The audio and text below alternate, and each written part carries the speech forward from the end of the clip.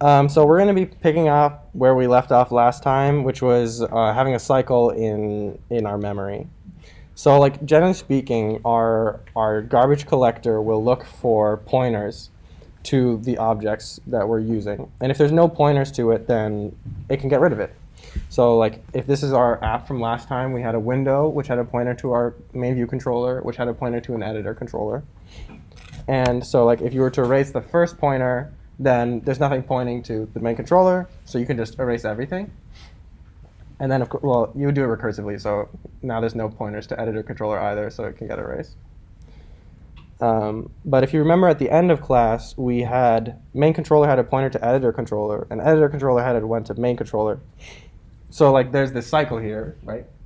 So then if you were to remove that initial pointer, then they still both have pointers towards each other.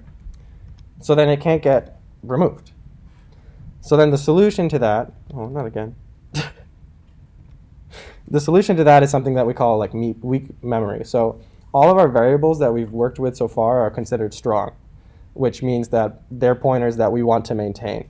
But if you have weak pointers, they're not enough to tell the garbage collector, oh, we want to keep these around.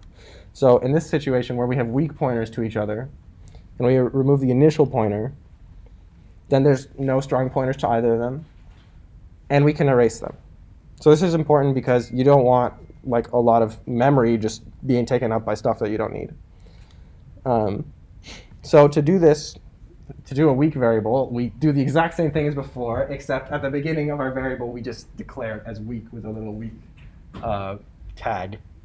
And in the center of the screen must be an object because all weak variables must be a reference type, not a value type.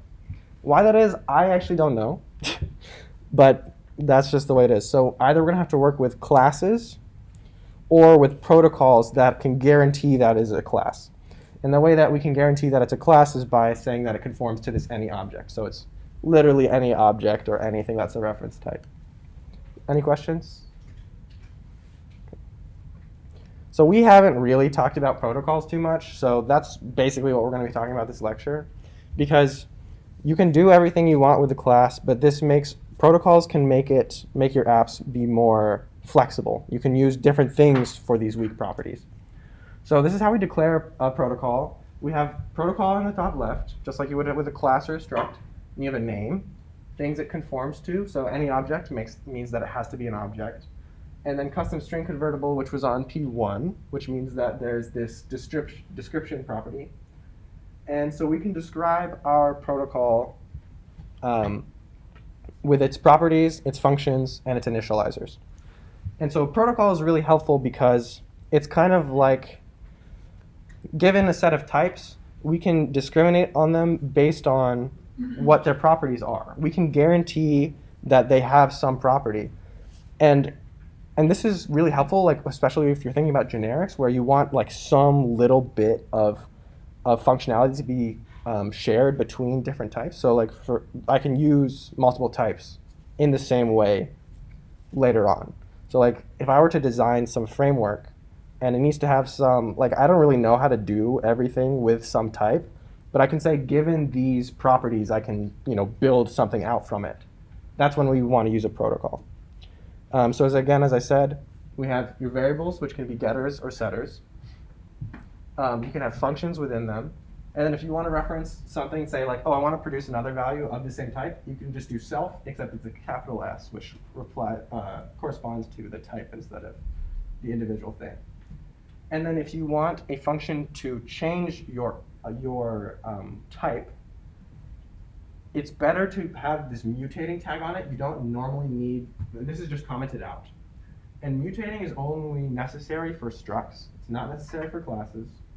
So that's why by guaranteeing that this is a class, I'm not actually allowed to use mutating anymore.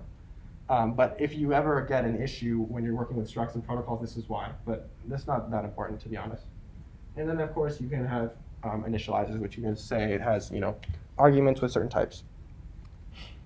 And so why this is important is, as I said earlier, given some properties and some functions, I can add functionality to whatever you're doing already. So, for example, our protocol had this description, which is a string.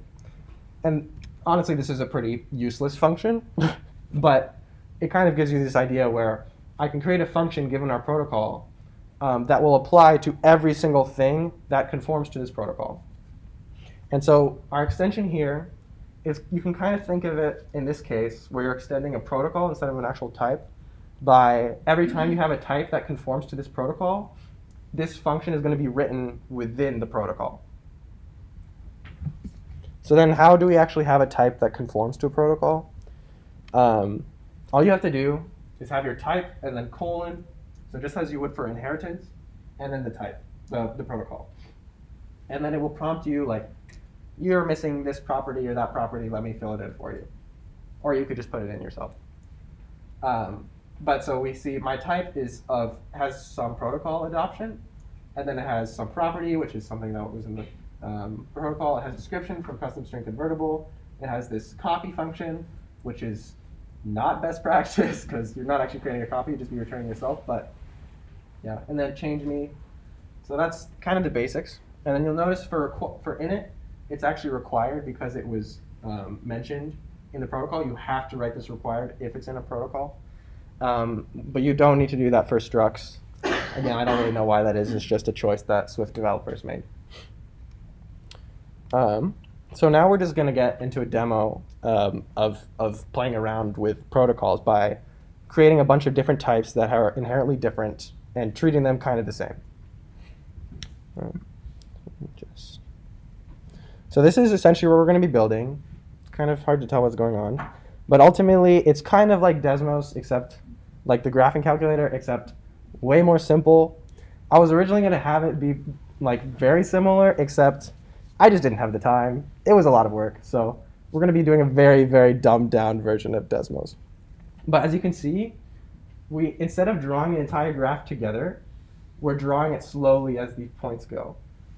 And the way that this differs from Desmos is that it's actually recursive. So a point's color will actually depend on its position. And so this is why we're going to need protocols in a kind of weird way.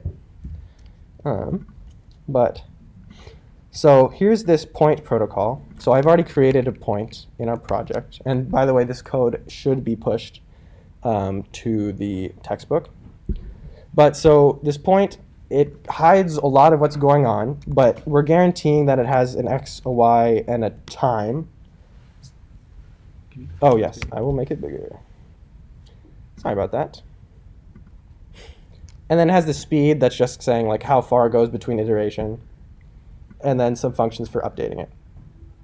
And so this is what's going to be kind of what's driving everything today. But so I want to make the coordinates for a point. And we're going to be thinking about points as in parametric. So it has an equation for its x coordinate and an equation for its y coordinate, right? And I want, I don't know if you noticed, but actually, I don't think I was showing it even. There's quite a bit going on. So we have our point that's actually being drawn.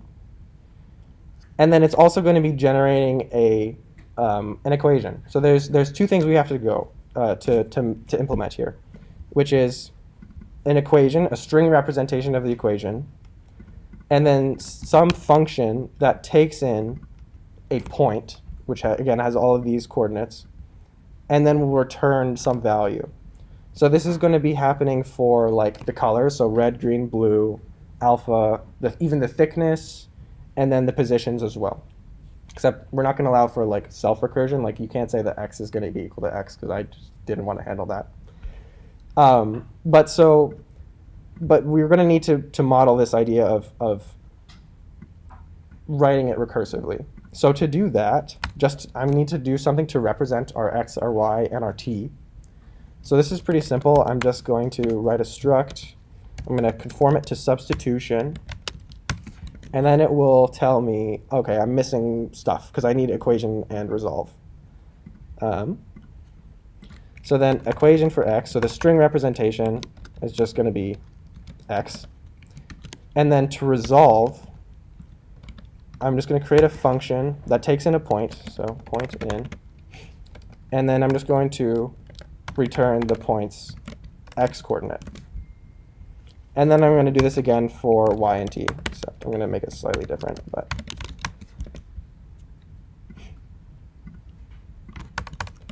so this is going to be y, and then I'm just going to shorthand this with an anonymous name. So I'm just going to return the point's y coordinate, and then I'm just going to copy and paste this for t as well. Okay. But these are pretty boring. Like, if we're talking about math, we need numbers, not ones that we just substitute in every time. So we're going to need to represent it. And for this project, all of our equation representations are going to be directly in code. We're not actually going to write them down because that's so much more work. But so we do need like numbers. And so this is where we can extend previous types to make them a substitution, because ultimately we're going to be combining substitutions in ways that kind of hide their internal representation. So we need, for example, doubles to be substitution. And for those of you who haven't taken Java yet, doubles are just like floats, but more precise. So I'm just going to extend double to be a substitution. And for resolve, I'm just going to return itself.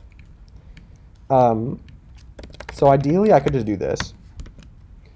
But first of all, this is a computed property, so I actually need to put a closure within it. So this gets a little bit grosser. And then, of course, it also takes the point, so I need to ignore it, as we saw on Monday. But so that's our resolve function. And I already actually have an equation for it, just because I wanted to simplify the numbers so it wasn't like really gross. And I had to put that in earlier so I didn't break everything. But this is the equation for its... oh, I didn't actually put that in. OK. So I'm just going to say that it has a variable equation. It's a string. And it's just going to be... this is how you format strings. If you want to like change the number of decimals, just %, and then the number of decimals, and then float for decimal. And then I'm just going to put in self. But this isn't too interesting. And then I'm just going to basically do the same thing for integers. And sorry, there's not a lot of payoff right now, and it's probably a little bit confusing, but hopefully you'll see what's going on in a second. So, OK, I'm just going to convert to the integer to a string, because I don't really need to do anything. And then I'm going to convert, because all of the math, the graphics is done with doubles, I'm just going to convert my integer to a double. And that's good. But so now I want to do, like, what if I wanted to say x plus 3 or 2 or whatever? And we can actually do this. You could do something like create a new thing that would say like struct would be like an addition and then somehow contain the two together. But we're going to be doing a lot of things. There's a lot of functions down here.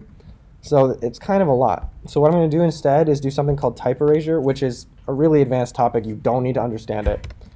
But what I'm going to do is I'm just going to write down a framework so that we can easily create these operations. So I'm going to create something called any substitution and say that it conforms to a substitution.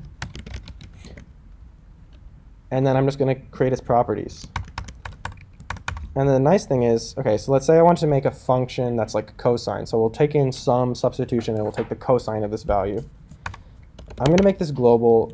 Ideally, you would do stuff in extensions, but it gets kind of complicated when you're doing it between two substitutions. So I'm going to simplify the process here.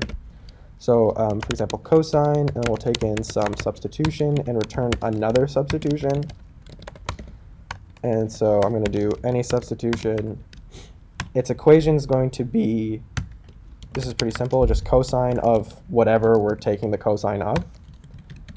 And then to resolve it, we're just going to return the cosine of the inner substitution resolved. And that's the idea, where we're going to be just saying, OK, if I add an operation, this is what it's going to look like in the like little panel on the side, and then this is how we're going to deal with it. And then, OK, so if I have two of them, so func addition, so I'm going to have a left-hand side and a right-hand side. And then we're just going to create another substitution.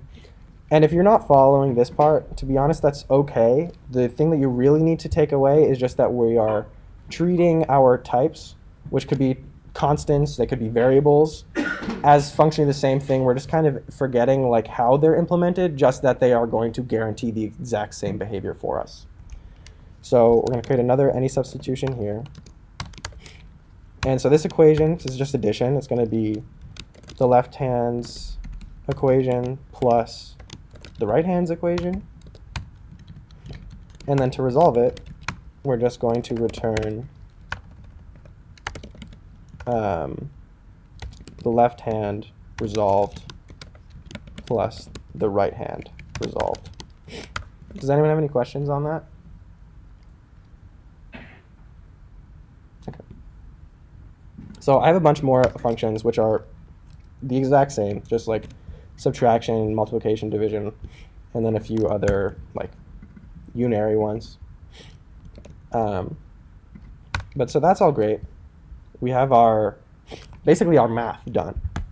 So I'm just going to comment out some code to create some generic functions. And if we run this, it failed. Oh.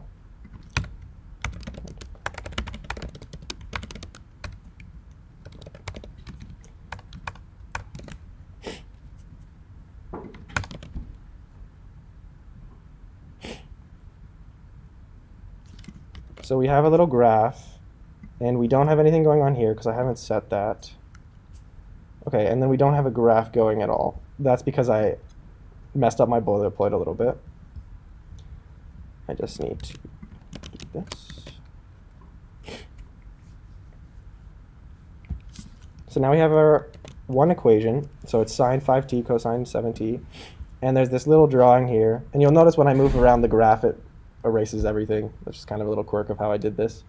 But so we have a parametric thing that's running. And then if you want to see how I created this, it's just this. So I have a red that's a constant, and then green is x plus 1 over 2, blue is y plus 1 over 2, so it's just to keep it positive.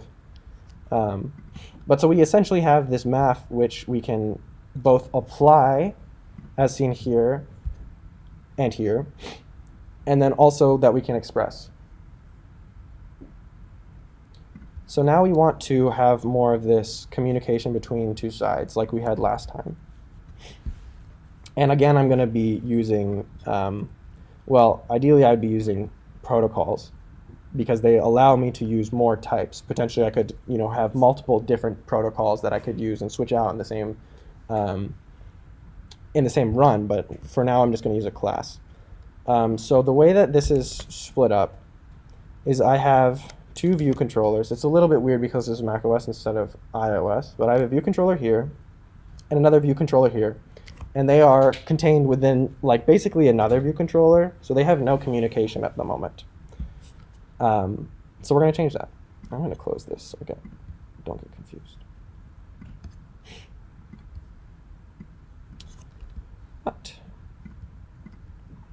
So we have this equation controller, which you'll learn about a lot of this stuff next week. But it has a list of equations and it has all of this going on, but it's all operating on this data source, which is just a list of equations, which is currently computed on launch. But if we want to add stuff later, this isn't very convenient. And then we have this graph, which has quite a lot going on. This is stuff you will not be learning. But it has no communication with the equation controller. So first things first, I'm going to say that it has I'm actually going to just convert DataSource to be the graph view controller. I'll make it optional. And then I'm going to have to change some things because I had just a list instead. So I'll have to do graphs.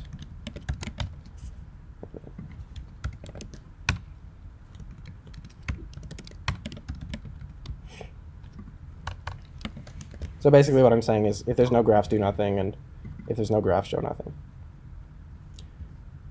And this way we actually, instead of having to manually change everything all the time, it will just get it for us, which is pretty nice. And then I just need to pass it. So we have it passed now. And then I'm going to do that for graph controller as well. Actually, first, let me look here. So this is what we're building up towards between the communication between the two sides of our screen. Is the graph, every time it draws something new, will update the values on the other side because we had this result here. And we want, obviously this point is moving, but the result isn't changing. And then on the flip side of that, the equation controller can prompt for new graphs. So I have this little button that's going to add a graph later. So we do have the ability to add a new graph because we have the delegate, or the data source. So I can take this data source, and I can say the graphs, and I can append a new graph. And I'm going to use some built-in things for that. So actually, I'm going to use an if let here.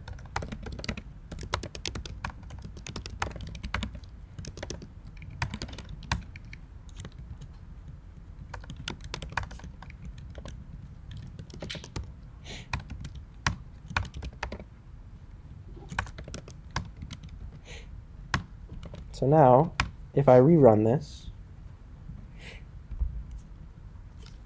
is pretty similar to what we had last time. If I add a graph, well, it'll show up on itself, and then it'll also show up on the screen because they're communicating. But now I need to go the other way as well. So I'm going to go into the graph controller, and I'm going to say, like, equation manager is the equation controller, and I'm also going to set it to nil. And then I'm just going to pass it between the two.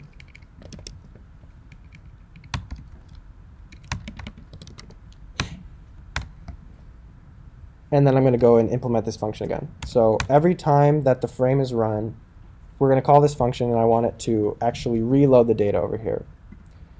So I'm going to say the equation manager, I want it to reload.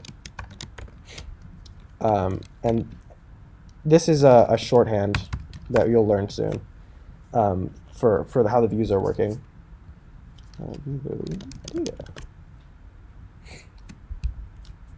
But so now we have this communication in both ways. But this is the problem we ran into last time where we had a cycle. So like, for example, if here, I'll show a little demo. I'll say that every time a graph is added, it'll actually get rid of the two. And then hopefully it'll show that there's no deinitialization. So I'm going to write a function here. So on deinitialization, just print deinitialized. That's probably spelled right. And then when the button is pressed, I'm just going to say that the Windows content view controller is nil. So there's nothing pointing towards either of them.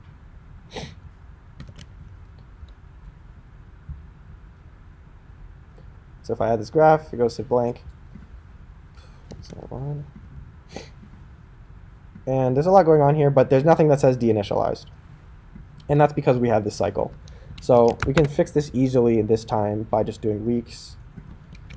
And then hopefully, if we do it again,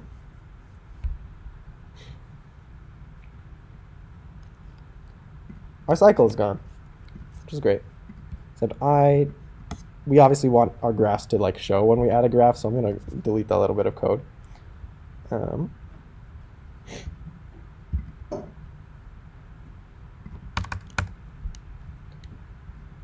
So now we're back to where we were before, and at this point we're basically done. Because we have our graph, and then I can add graphs to it, and we have communication going both ways. But there's a little bit of like a design problem here, which is maybe we want something else to handle the graphs. Maybe we don't want it to be the graph view controller or the equation controller, whatever. And so this is where protocols come really in handy, because we can implement multiple things, and it doesn't have to be this graph view controller. Like, someone could use it without implementing all of this that's going on. And so to do this, we just are going to create a protocol. So we'll say the graph manager, and it's going to have a set of graphs, so just a list of graphs, and then I can give a list of the equations because I already have the graphs and they already have their equations. So I'll just say equations is a list of strings, which will just be graphs. Map is a little bit of a confusing one. It's basically I'm just running through this like a for loop. But also ultimately what I'm doing is I'm just going through each graph and then I'm saying get its description. Actually, I think, yeah, that's right. And then of course over here, instead of having graph view controller, we have graph manager. And this is going to give me one pretty minor error, which is that weak must be applied to non-class bound, which means that the name is kind of confusing, to be honest. It means that this protocol needs to be a class, be an object. So again, as I said before, it needs to be any object. And then I want graph view controller to be graph manager. And this should compile and it should be similar, except I need to make this a setter. Great. So now if we run it, it works the exact same, and we have our graphs.